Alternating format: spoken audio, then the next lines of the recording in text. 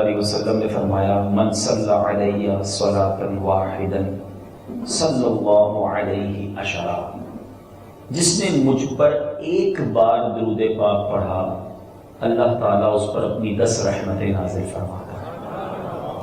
آقا نے فرمایا من صلی علیہ عشرا صلی اللہ علیہ مئتا، جس نے مجھ پر 10 بار درود پاک پڑھا رب کریم اس پر 100 رحمتیں نازل فرماتا ہے۔ ومن صلی علیہ مئتا، آقا فرماتے ہیں جس نے مجھ پر 100 بار درود پاک پڑھا صلی اللہ علیہ الفا، رب کریم اس پر 1000 رحمتیں نازل فرماتا ہے۔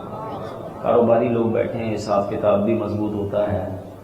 ایک درود پر 10 رحمتیں، 10 درود پر 100 رحمتیں، 100 درود پر 1000 رحمتیں۔ کیلکولیشن اسی طرح آگے بڑھتی گئی، مگر اب جو حدیث پاک کا اگلا جز ہے بہت خوبصورت ہے۔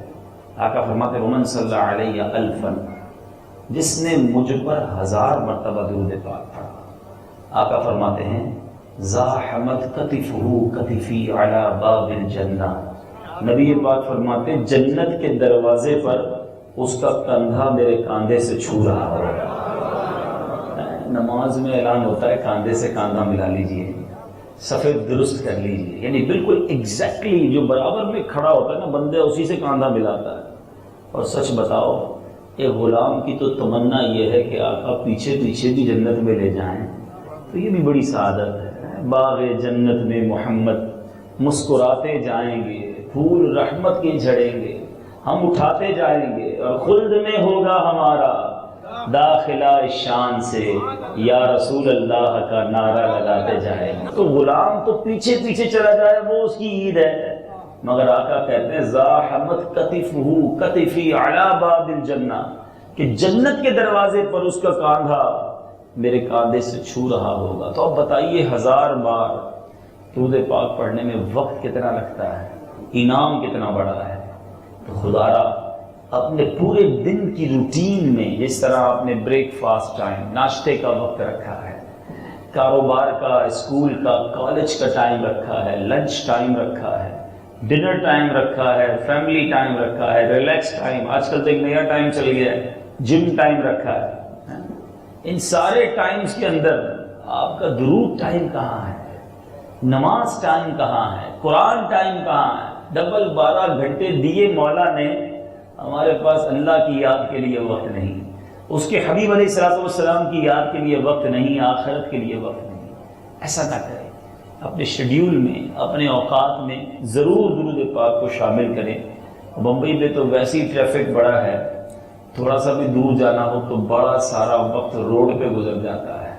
اگر یہی ٹریول ٹائم، چاہے آپ کا گاڑی میں گزرتا ہے، بائک پر گزرتا ہے، ٹرین میں گزرتا ہے، اگر اس وقت کو درود ٹائم بنا دیں، آپ اسی وقت کو ذکر ٹائم بنا دیں، تو شاید یہ ٹریول ٹائم میں بھی آپ بہت سارا درود پڑھ لیں گے، اور 2 فائدے ہوں گے۔ ایک تو درود پاک پورے ہو جائیں گے، دوسرا جدھر جدھر سے گزرتے رہیں گے وہ ساری گلیاں درود پڑھنے کی گواہ ہوتی چلی جائیں گی، سارے راستے درود پڑھنے کے گواہ بن جائیں گے۔ ہمارے بزرگان دین بڑا زبردست کام کرتے تھے۔ ایک بزرگ کے بارے میں آتا جدھر جاتے درود، جدھر جاتے اللہ کا ذکر کرتے ہوئے جاتے۔ ایک بار ایک روڈ سے گزرے، ٹرن کیا، واپس آئے، اسی روڈ سے دوبارہ گزرے۔ لوگوں نے کہا حضرت ابھی تو گزر کے گئے تھے، دوبارہ آ گئے۔ فرماتے گزر تو گیا تھا، رب کا ذکر بھول گیا تھا۔ میری تمنا ہے جدھر سے گزروں اللہ کا ذکر کرتے کرتے گزروں۔ ایک وہ لوگ تھے، اور ایک آج ہم ہیں، جدھر سے گزرتے ہیں اول تو ذکر نہیں کرتے، درود نہیں پڑھتے، چلو یہ بھی نہیں کرتے، لیکن ٹریول میں گانے سنتے ہیں، میوزک سنتے ہیں، کانوں میں ہیڈ فون لگا کے اسکوٹر چلا رہے ہوتے ہیں، یعنی آپ راستے کو بھی اپنے گناہ کا گواہ کر رہے ہو۔ تو ایسا نہ کریں۔ کئی لوگ آپ نے دیکھا گاڑیوں میں ایکسیڈنٹ ہوتے ہیں، روڈ پہ ایکسیڈنٹ ہوتے ہیں۔ مجھے یاد آ گیا ایک واقعہ، ایک عرب کنٹریز میں چونکہ بہت فاسٹ ٹریفک ہوتا ہے، ایک مسلمان کی گاڑی کا ایکسیڈنٹ ہوا۔ ایسا ایکسیڈنٹ ہوا کہ گاڑی بالکل پس گئی، گاڑی کو کاٹ کر بندے کی لاش جب نکالی گئی، جب لاش نکالی گئی تو گاڑی میں سے گانے کی آوازیں آ رہی تھیں، میوزک سنتے سنتے وہ بندہ مر گیا۔ مجھے آج تک یہ سمجھ نہیں آتی کہ جہاز کے اندر، آپ میں سے بہت سارے ہو سکتا ہے فریکوینٹ فلائر ہوں، ہم جب جہاز میں جاتے ہیں عجیب و غریب منظر دیکھنے کو ملتا ہے۔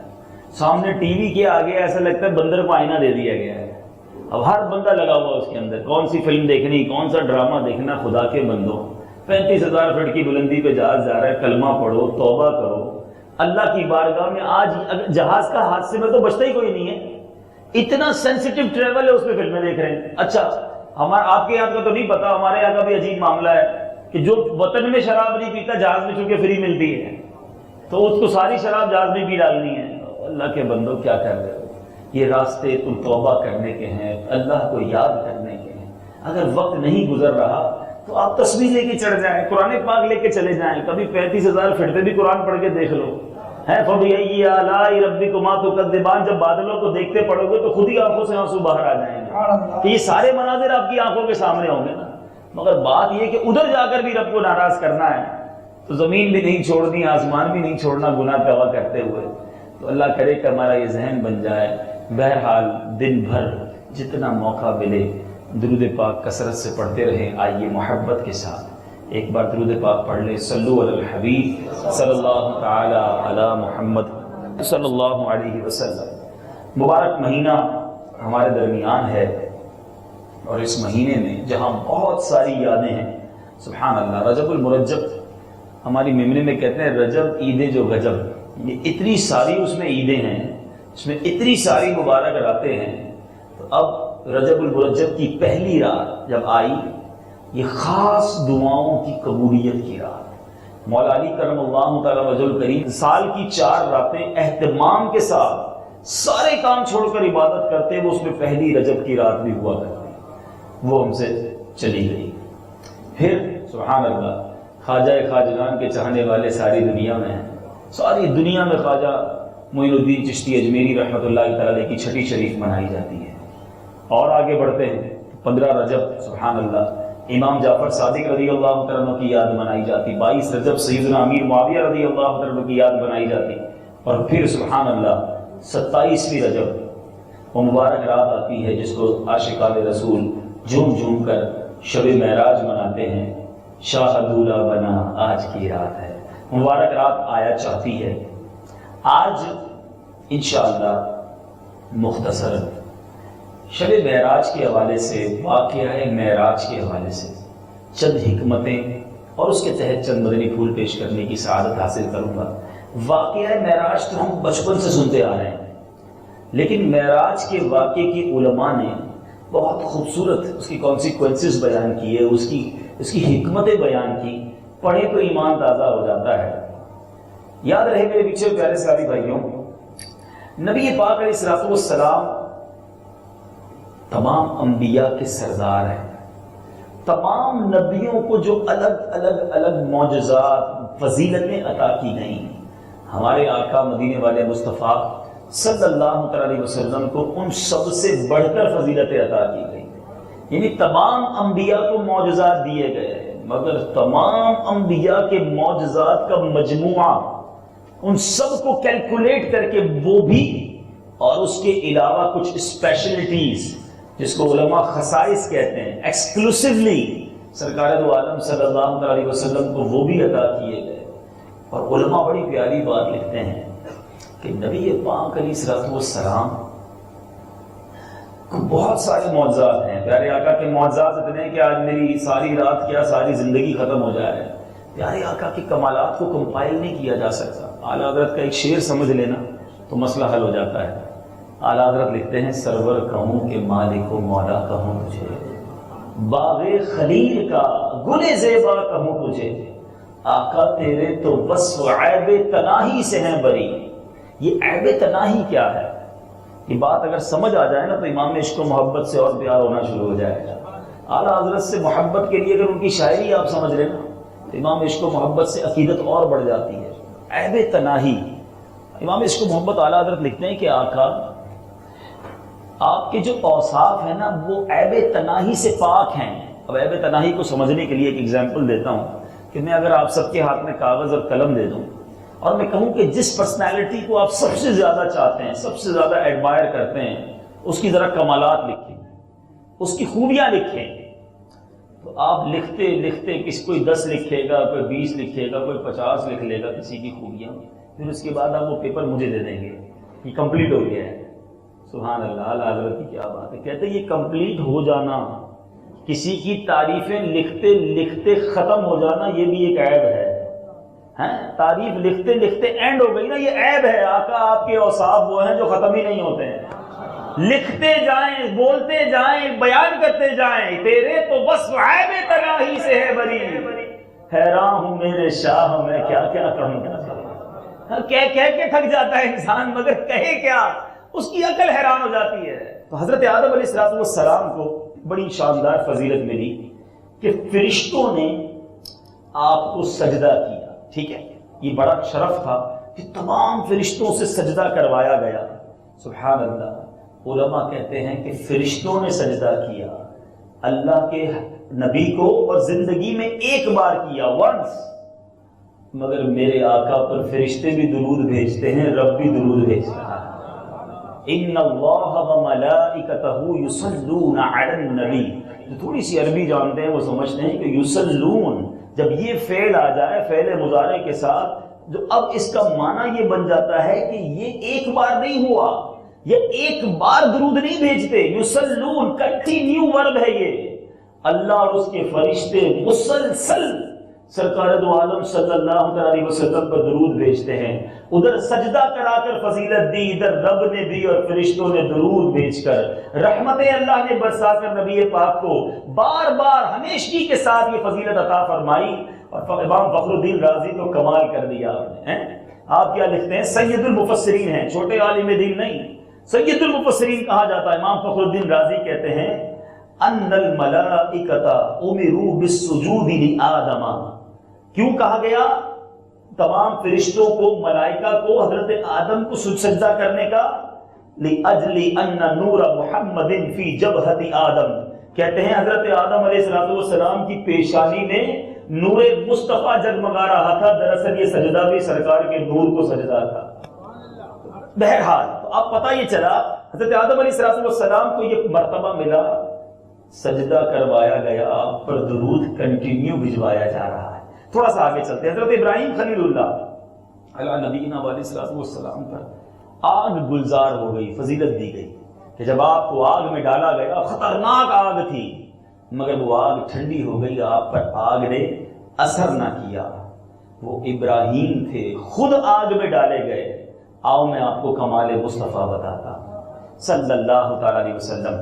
امام جلال الدین سیوطی الشافعی رحمۃ اللہ تعالی علیہ خصائص کبریٰ میں لکھتے ہیں کہ حضرت سیدنا عبادہ بن عبد الصمد رضی اللہ عنہ فرماتے ہیں ایک روز سیدنا انس بن مالک رضی اللہ عنہ کے دولت خانے پر حاضر ہوئے. آپ کی کنیز نے حکم پا کر دسترخوان بچھایا اور کھانا ایک رومال کہا گیا، وہ والا رومال لے آؤ. تو آپ کی کنیز ایک رومال لائی جس کو دھونے کی ضرورت تھی. حدیث کے الفاظ بھی کتنے پیارے ہیں. یہ نہ کہا اس پر میل ہے، کہا اس کو دھونے کی ضرورت تھی. ادب کی باتیں ہیں. تو بہرحال اب آپ نے حکم دیا کہ اس رومال کو تندور میں ڈال دو. ہمارے جس کپڑے کو دھونے کی ضرورت ہو واشنگ مشین میں ڈالتے ہیں. حضرت انس بن مالک اپنی کنیز سے کہتے ہیں کہ رومال کو جاؤ آگ میں ڈال دو. تھوڑی دیر بعد وہ رومال آگ سے نکالا گیا، صاف شفاف کلین، سارا میل جل چکا اور جو کپڑا ہے وہ صاف شفاف ہو گیا. تو حضرت ہم نے حیران ہو کر عرض کی حضور یہ کیا راز ہے؟ رومال آگ میں گیا، جیسا گیا صاف ستھرا ہو کر ویسے واپس آ گیا، کوئی آگ نے اثر نہیں کیا. سنو حضرت انس بن مالک رضی اللہ عنہ کیا کہتے ہیں. کہتے ہیں یہ وہ رومال ہے جس سے میرے آقا علیہ السلام نے اپنا رخ انور صاف کیا تھا. میرے آقا نے اپنا چہرہ مبارک صاف کیا. جب بھی دھونے کی ضرورت پڑتی ہے ہم پانی سے نہیں، اس کو آگ سے دھو لیتے ہیں. آگ میل جلا لیتی ہے، رومال کو کوئی اثر نہیں پہنچاتی ہے. ابراہیم خلیل اللہ کو آگ میں ڈالا جائے تو آگ اثر نہ کرے، میرے آقا جس کپڑے کو مس کر لے اس کو آگ اثر نہیں کرتی ہے. تو اے غلاموں کام ایسے کرنا کہ آقا سے ملاقات ہو جائے. جب نبی پاک سے مصافحہ ہو گیا نا، آقا نے سینے لگا لیا تو پھر کیسے آگ اثر کرنا ہے. پھر جہنم کی آگ سے بھی چھٹکارا مل جانا. ایک صحابی تھے نا، پیارے آقا علیہ السلام نے غزوے کے موقع پر لوگوں کی صفیں درست کروا رہے تھے. ایک صحابی کہتے ہیں یا رسول اللہ آپ نے مجھے اپنی چھڑی سے چبویا ہے، مجھے بھی بدلہ لینا ہے. آپ کی چھڑی جو ہے، آپ کا عصا میرے پیٹ پہ لگا ہے، میں بھی ریونج لینا چاہتا ہوں. سارے صحابہ کام گئے، یہ کیا کہہ رہا ہے؟ پیارے آقا نے فرمایا آؤ مجھ سے تم بدلہ لے لو. کہتے نہیں جس وقت آپ نے چھڑی چبوئی تھی میرے پیٹ پہ کرتا نہیں تھا، آپ کے پیٹ پہ کرتا ہے. سرکار دو عالم صلی اللہ علیہ وسلم کا کرتا مبارک اوپر کیا. صحابہ کانپ گئے کہ کیا کر رہا ہے؟ پیارے آقا علیہ السلام سے بدلہ بھی لینا ہے، کرتا بھی اونچا کروا رہا ہے. اللہ اللہ، ادھر نبی پاک نے کرتا اونچا کیا، ادھر جا کے صحابی پیارے آقا سے چپٹ گئے. اپنا جسم نبی پاک کے جسم سے مس کر لیا، خوب چوما. کہتے اللہ کی قسم بدلہ نہیں لینا تھا، تمنا یہ تھی کہ میرا جسم آپ کے جسم سے ٹچ ہو جائے، اب اسے جہنم کی آگ نہیں جلائے گی. تو یہ ہے میرے آقا. حضرت ابراہیم خلیل اللہ کا بڑا مقام ہے، مگر سبحان اللہ میرے آقا کی کیا شان ہے. اعلیٰ حضرت لکھتے ہیں نا، وہ جہنم میں گیا جو ان سے مستغنی ہوا، وہ جہنم میں گیا جو ان سے مستغنی ہوا، ہے خلیل اللہ کو حاجت رسول اللہ کی. بہرحال آگے چلتے ہیں، سنتے چاہیے اور جھومتے جائیے. حضرت عیسیٰ علیہ السلام نے مردوں کو زندہ فرمایا، بڑا کمال ہے. اللہ نے یہ معجزہ عطا فرمایا. میرے آقا حضرت جابر رضی اللہ عنہ کی دعوت میں تشریف لے گئے تھے. حدیث کی کتابوں میں یہ واقعہ موجود ہے، اور وہاں نبی پاک علیہ السلام نے حضرت جابر رضی اللہ عنہ کے 2 بیٹوں کو زندہ فرمایا. اور کیسے زندہ کرتے تھے میرے آقا امام عشق و محبت تو کمال کر دیتے نا. کہتے آقا ایک دل ہمارا کیا ہے، آزار اس کا کتنا ہے. بڑی خوبصورت بات ہے، سمجھ آ جائے تو یہ شعر بہت پیارا ہے. کہتے آقا یہ میرا دل مردہ ضرور ہے، لیکن میرے دل کی حیثیت کوئی نہیں ہے، اس کی آپ کے لیے کوئی بڑا کام نہیں ہے، اس کا آزار کوئی نہیں ہے. ایک دل ہمارا کیا ہے، آزار اس کا کتنا. آقا تم نے تو چلتے پھرتے مردے جلا دیے، آپ تو چلتے پھرتے مردے زندہ کر دیتے تھے، اس مردہ دل کو بھی نگاہ کر کے زندہ فرما دیجیے. حضرت عیسیٰ نے مردے زندہ کیے، میرے آقا نے بھی حضرت جابر رضی اللہ عنہ کے بچوں کو زندہ فرمایا. اور آگے چلیے، حضرت یوشع بن نون، آپ کا کمال یہ تھا کہ آپ نے اللہ سے دعا کی تو سورج رکوا دیا تھا. یہ آپ کو معجزہ دیا گیا کہ ایک بار قوم جبارین سے جنگ جاری تھی تو آپ نے سورج کو حکم دیا، وہ اپنی جگہ رک گیا. گویا کائنات کی جو رفتار تھی، سورج کی رفتار تھی، وہ رک چکی تھی. سورج رک گیا اور پھر جب آپ نے حکم دیا، وہ جنگ ختم ہوئی، جب جا کے سورج جو ہے وہ غروب ہوا. میرے آقا علیہ السلام نے 1 سے زائد مرتبہ سورج کو حکم دیا، سورج اپنی جگہ پر ٹھہرا. ارے یہ تو کیا ہی کیا، میرے آقا نے دعا کر کے سورج کو واپس بھی پلٹا دیا. اشارے سے چاند چیر دیا. میرے سنت لکھتے ہیں نا، اشارے سے چاند چیر دیا، چھپے ہوئے خور کو پھیر دیا، گئے ہوئے دن کو عصر کیا، یہ تاب و تمام تمہارے لیے. بہرحال میرے بیچ اسلامی بھائیوں، میں صرف بہت تیزی کے ساتھ، ورنہ معجزات اور کمپیریٹیولی بات کی جائے تو بہت کچھ بات کی جا سکتی ہے، لیکن میں بتاتا چلا جا رہا ہوں کیا بات ہے میرے آقا کی. اور یہ ساری بات سمجھنے کے لیے امام عشق و محبت کا ایک اور بڑا پیارا شعر ہے، بڑی پیاری بات کمپائل کر دیتے ہیں. وہ خدا نے ہے مرتبہ تجھ کو دیا، آقا وہ خدا نے ہے مرتبہ تجھ کو دیا، نہ کسی کو ملے نہ کسی کو ملا، کہ کلام مجید نے کھائی شہا، تیرے شہر و کلام و بقا کی قسم، تیرا مسند راز عرش بری، تیرا محرم راز روح امین، تو ہی سرور ہر دو جہاں ہے شہا، تیرا مثل نہیں ہے خدا کی قسم. نبی یہ پاک کا کوئی مثل نہیں ہے. پیارے آقا کو سب سے عرفہ و اعلیٰ بنایا اور بے شمار کمالات سے نوازا. اے میرے پیچھے اسلامی بھائیوں، اب حضرت موسیٰ علیہ السلام، آپ نے اپنا عصا جب زمین پر مارا، 12 چشمے جاری کر دیے، پتھر سے پانی کو جاری کیا. بڑا زبردست معجزہ تھا. اس وقت آپ کی قوم کو پانی کی ضرورت بھی بڑی تھی، مگر تھوڑا سا لاجیکلی سائنس پڑھے ہوئے لوگ نظر آ رہے ہیں، پتھر سے پانی نکلنا یہ آج کے دور میں بھی ممکن ہے. آبشار نکلتے ہیں پہاڑوں سے، ہم نے دیکھا چشمے بہتے ہیں. حضرت موسیٰ نے بے شک شاندار معجزہ دکھایا، مگر آج تک پتھر سے پانی نکلتے تو آنکھوں نے دیکھا ہے. مگر حدیبیہ کے مقام پر مصطفیٰ کریم نے جو کمال دکھایا ہے وہ رہتی دنیا نے آج تک نہیں دیکھا. 1500 کے قریب صحابہ ہیں. صحابہ عرض کرتے یا رسول اللہ پانی نہیں ہے، نہ پینے کو پانی نہ وضو کو پانی ہے، جانور بھی پیاسے. صحابہ بھی کمال کے لوگ تھے، جو چاہیے ہوتا نبی پاک کے پاس ہی چلے جاتے تھے، کہیں اور نہیں جاتے تھے. یا رسول اللہ پانی نہیں ہے. نبی پاک نے بھی نہیں فرمایا اللہ سے مانگو. میرے آقا کے پاس صحابہ جاتے، دیکھ لو صحابہ کا عقیدہ کیا ہے. بہرحال ارے آقا نے فرمایا ایسا کرو برتن میں جتنا پانی جمع ہوتا بھر کے لے. سارے صحابہ نے اپنی چھاگلیں، اپنے تھرموس کہہ لیں، اس زمانے میں جو بھی برتن تھے سارے اونڈے لے. روایت کے الفاظ ہیں اتنا پانی جمع ہوا کہ ایک برتن بھی پورا نہیں بھرا. دیٹس اٹ، ختم. اللہ غنی، نبی پاک نے پتھر سے پانی نہیں نکالا. سرکار علیہ الصلوۃ والسلام نے اپنا مبارک ہاتھ اس برتن میں ڈال دیا اور 5 انگلیوں سے پانی کے وہ فوارے جاری ہوئے. 1500 صحابہ، 5-10 صحابہ نہیں تھے. حدیث پڑھے میرے میٹھے اسلامی بھائیوں، بخاری شریف کی حدیث ہے کہ 1500 صحابہ تھے. سب نے پانی پیا، سب نے برتن بھرے، پیٹ بھر کر پانی پیا، وضو کیا، جانوروں کو پلایا. اور روایت کے الفاظ سنو، کسی نے پوچھا آپ حضرات تھے کتنے؟ کہتے تھے تو 1500، لیکن پانی جس جوش سے آ رہا تھا نا 1 لاکھ ہوتے تب بھی سب کو پورا ہو جانا تھا. حضرت موسیٰ کا معجزہ اپنی جگہ ہے، پتھر پر لکڑی مار کر، عصا مار کر چشمے جاری کیے. مگر بتاؤ کہ آج تاریخ نے کوئی ایسا دن دیکھا ہے کہ انگلیوں سے وہ چشمے پانی کے جاری ہوتے ہیں؟ اور کمال دیکھو میرے رضا کا، میرے آقا کی بات ہو اور قلم میں رضا خاموش کیسے رہ جائے. کیا خوب لکھتے ہیں، انگلیاں ہیں فیض پر ٹوٹے ہیں پیاسے جھوم کر. انگلیاں ہیں فیض پر ٹوٹے ہیں پیاسے جھوم کر.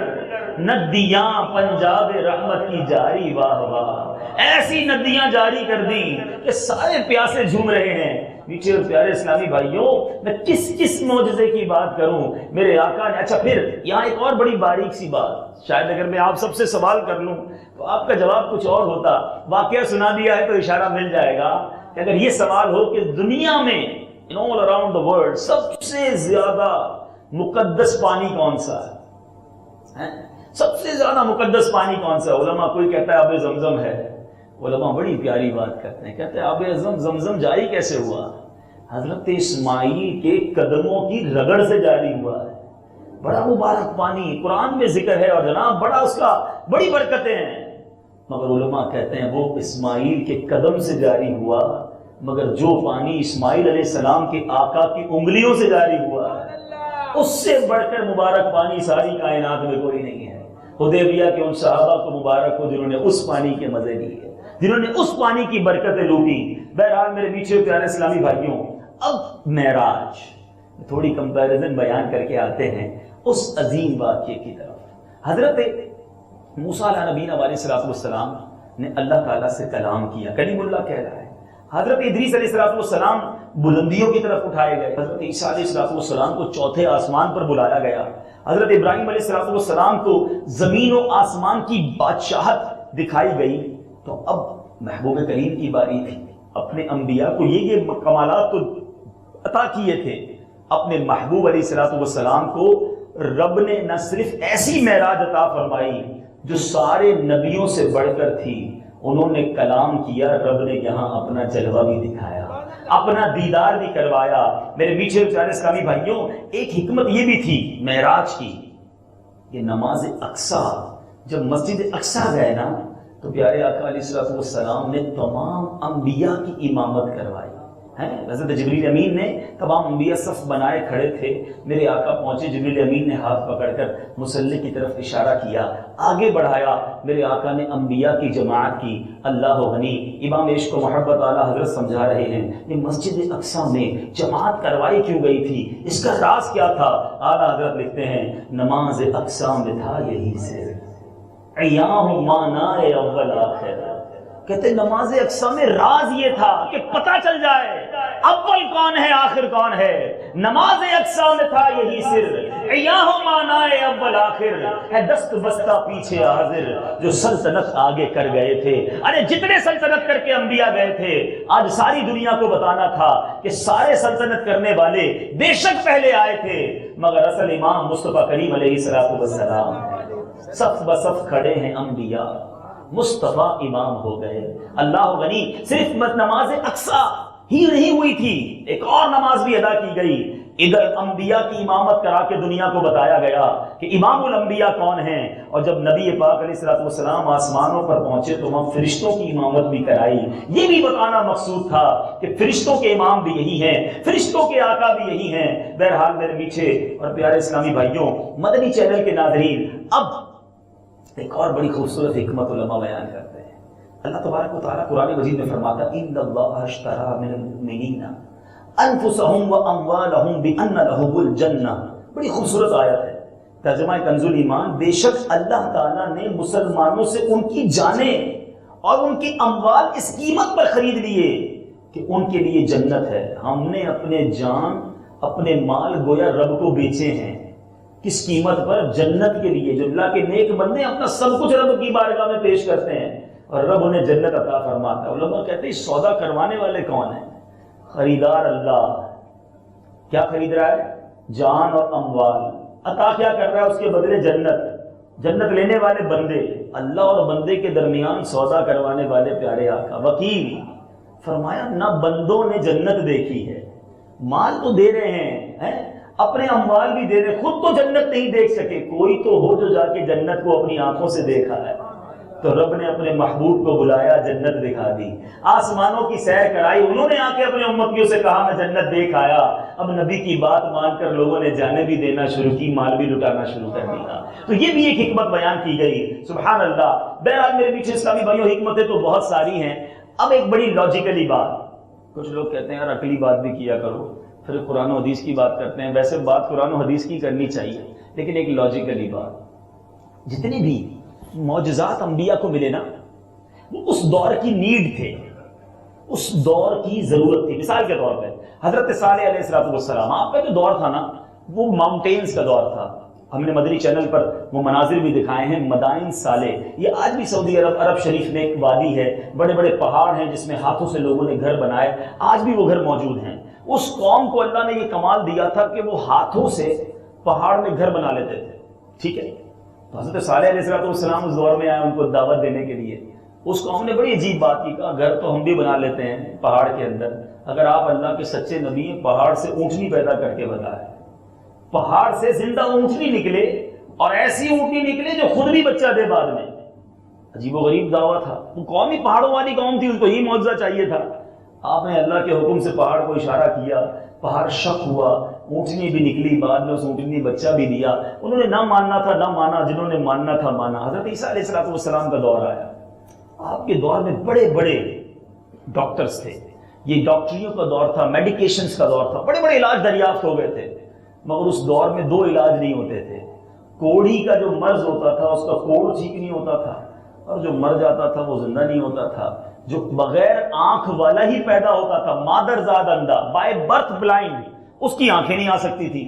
وہ قوم عجیب تھی، اللہ تعالیٰ نے آپ کو اس دور میں یہ معجزہ دیا کہ آپ مادر زاد اندھے کو دم کرتے وہ آنکھ والا ہو جاتا، کوڑی کو ہاتھ پھیرتے اس کا کوڑ دور ہو جاتا، مردے کو اشارہ کرتے وہ زندہ ہو جاتا۔ وہ ڈاکٹروں کا دور تھا، انہوں نے کلمہ پڑھ لیا، وہ آپ پر ایمان لے آئے کہ آپ اللہ کے نبی ہیں۔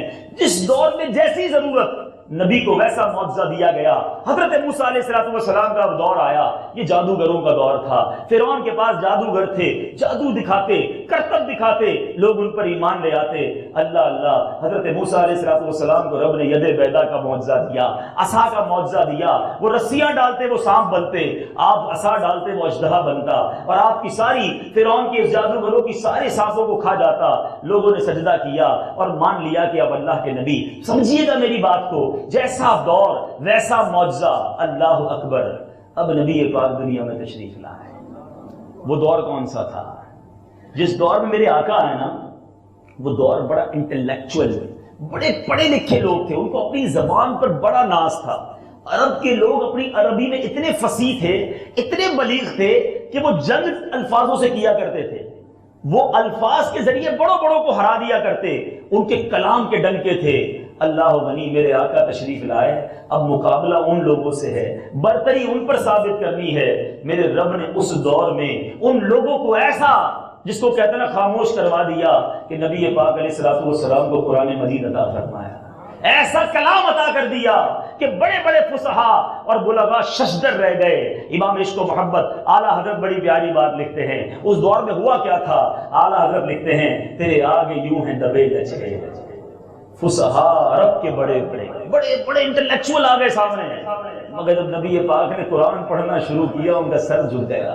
تیرے آگے یوں ہیں دبے لچے، فصحا عرب کے بڑے بڑے، آقا کوئی جانے منہ میں زبان نہیں بلکہ جسم میں جان نہیں، میں نثار تیرے کلام پر، ملی یوں تو کس کو زبان نہیں۔ یا رسول اللہ بہت سو کو بولنا ملا مگر آپ کے کلام کی کیا بات ہے، میں نثار تیرے کلام پر، ملی یوں تو کس کو زبان نہیں۔ وہ سخن ہے جس میں سخن نہ ہو، وہ بیان ہے جس کا بیان نہیں۔ نبی پاک فرمان جاری کرتے، جملے عطا فرماتے، حدیث سناتے، قرآن سناتے، سارے عرب کے لوگ جان گئے کہ یہ کسی بشر کا کلام نہیں ہے، یہ رب کا کلام ہے۔ کلمہ پڑھتے گئے، مسلمان ہوتے گئے، لیکن میرے آقا کا دور فقط عربیوں تک محدود نہیں رہنا تھا۔ رب کو سب معلوم ہے کہ ابھی بڑا دور لمبا ہے، کیونکہ قیامت تک نبی پاک کا دور ہے نا۔ آگے تو سائنس نے بڑی ترقی کرنی ہے، آگے تو بڑی ایجادیں آنی ہیں۔ آج ایک کمرے میں بیٹھ کر دنیا میں کہیں بھی بات کرنی ہوتی ہے ہم بات کر لیتے ہیں۔ پہلے غوث پاک کا فرمان بچپن میں سنتے تھے، غوث پاک فرماتے ہیں کہ میں دنیا کو اس طرح دیکھتا ہوں کہ میری ہتھیلی پر رائی کا دانہ ہے۔ نہ ماننے والے سوچتے تھے یہ اللہ کے ولی اپنے ہاتھ پر دنیا کیسے دیکھتے ہیں۔ آج گوگل نے، آج جناب موبائل فون نے ہمیں دنیا ہاتھ میں بیٹھ کے دکھا دی ہے۔ اپنا گھر ڈھونڈنا ہے ڈھونڈ لو، بچے سے بات کرنی ہے بات کر لو، صرف بات نہیں اس کے بعد اس کا چہرہ بھی دیکھ لو۔ آج کل تو عجیب و غریب معاملات ہو گئے۔ اب اولیاء کرام کی کرامت سمجھنا بڑا آسان ہو گیا ہے کہ جب موبائل فون اتنا کچھ کروا سکتا ہے تو روحانی کنیکشن کیا کیا کروا سکتا ہے۔ بہرحال اب رب کو تو معلوم ہے نا کہ بڑی دنیا نے ترقی کرنی ہے۔ ہو سکتا ہے آج کوئی سائنسدان کہتا کہ ہر نبی کو اس دور کے بڑے لوگوں سے اعلیٰ اور عرفہ معجزہ دیا گیا۔ آج ہماری سائنس نے اتنی ترقی کر لی، چند گھنٹوں میں ہم ممبئی سے نکلتے ہیں امریکہ پہنچ جاتے ہیں، امریکہ نکل سے رشیا پہنچ جاتے ہیں، اور جناب کمپیوٹر کے ذریعے کیا کیا کر لیتے۔ تمہارے نبی کے پاس بھی کوئی ایسا معجزہ ہے جو سائنس کو جواب دے سکے، جو سائنس کو حیران کر سکے؟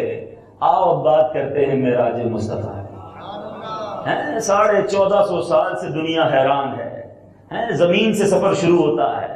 پہلے مکے سے جاتے ہیں بیت المقدس، بیت المقدس سے جاتے ہیں پہلے آسمان، پھر دوسرے آسمان، پھر تیسرے آسمان، پھر ساتویں آسمان، پھر کعبہ قوسین اور رب سے ملاقات۔ جنت کے طبقات ملاحظہ فرمائے، جہنم کے طبقات ملاحظہ فرمائے، بہت سو سے باتیں کی، بڑے فرمان جاری کیے۔ آقا واپس آئے۔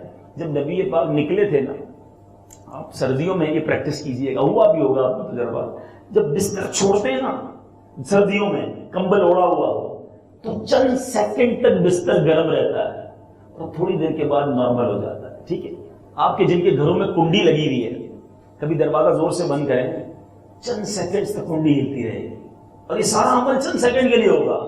آفٹر فیو سیکنڈز وہ کنڈی بھی رک جائے گی، سٹل ہو جائے گی۔ علماء لکھتے ہیں یہ سارا سفر کر کے آقا واپس آئے، بستر بھی گرم تھا اور کنڈی بھی ہل رہی تھی۔ جتنے سپر سونک ایئر کرافٹ تیار کر لو، میرے آقا یہ سارا سفر کر کے واپس آئے ہیں، سیکنڈز نہیں لگے۔ عشق سے پوچھو نا ہوا کیا تھا، عاشقوں سے پوچھو وہ بتائیں گے بات کیا تھی، سیکنڈز نہیں لگے تھے، کچھ بھی نہیں لگا تھا، اصل میں دنیا وہیں رک گئی تھی۔ آؤ اعلیٰ حضرت سے پوچھتے ہیں آپ ہی بتا دیں معمہ کیا ہے۔ امام عشق و محبت سمجھا دیتے ہیں، فرماتے ہیں وہ جو نہ ہو تو کچھ نہ ہو، وہ جو نہ تھے تو کچھ نہ تھا، وہ جو نہ ہو تو کچھ نہ ہو۔ ارے جان ہے وہ جہان کی، جان ہے تو جہان ہے۔ لاجیکلی سمجھ رہے ہیں؟ اپنی گھڑی سے کبھی سیل نکال دو تو ٹک ٹک رک جائے گی، پھر لگا دو تو گھڑی چلنا شروع ہو جائے گی۔ بات یہ ہے کہ کائنات کی جان ہی کائنات سے چلی گئی تھی، کائنات وہیں رکی ہوئی تھی، آقا واپس آئے تو پھر چلنا شروع ہو گئی۔ جان ہے وہ جہان کی، ارے جان ہے تو جہان ہے۔ آج بتاؤ سائنس کے پاس اس کا جواب ہے۔ ارے خرد کی چال سے تو پوچھو کہاں سے آئے کدھر گئے تھے، نبی پاک کیسے آئے کہاں گئے کس رفتار سے گئے۔ براق آج کہتے ہیں جناب سپر سونک ایئر کرافٹ بن گئے، ٹھیک ہے دنیا کتنی بھی ترقی کر لے، براق کی رفتار حدیثوں میں لکھی ہے جدھر نظر کی انتہا ہے۔ کبھی آپ سمندر کے کنارے کھڑے ہو نا، آپ سینکڑوں میل دور تک دیکھ لیتے، وہ دور تک چیزیں نظر آتی ہیں، حدیث کی کتابوں کے الفاظ ہیں جدھر آئی سائڈ اینڈ ہوتی تھی ادھر براق ایک پیر رکھتا تھا، پھر آئی سائڈ جدھر اینڈ ہوتی تھی براق ادھر پیر رکھتا ہے۔ آرام دہ گاڑیوں میں سفر کرنے والوں، آؤ میں بتاؤں میرے رب نے اپنے محبوب کو کس شان سے بلایا تھا۔ براق پتہ کیا تھا؟ ایک سواری تو تھی، انبلیویبل۔ میں نے جب اس کی تفصیل پڑھی نا، کیا ایمان تازہ ہوا۔